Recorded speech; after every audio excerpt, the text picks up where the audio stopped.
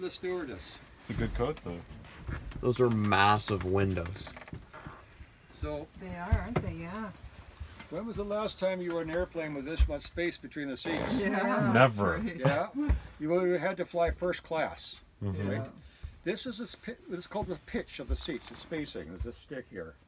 And today in economy class, there's the spacing there. Holy cow. It's almost a third, what a third, you know. Yes. Yeah. So a huge, huge difference. There's only 40 seats in this plane. So the plane is quite a bit bigger physically than a Dash 7 or 8, but way less seats.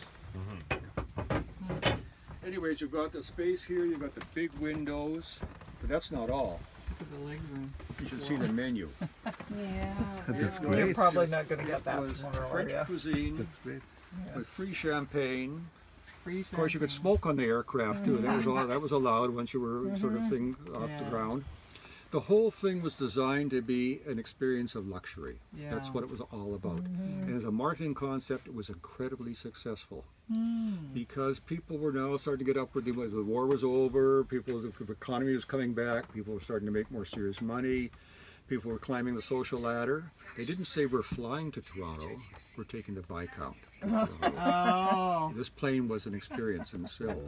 Businesses soon realized that business people hated flying between cities, sort of thing, on the old days, sort of thing. It was you avoided business travel. Now everybody wanted to fly, and the business paying for it, sort of thing. It was just a very pleasant experience.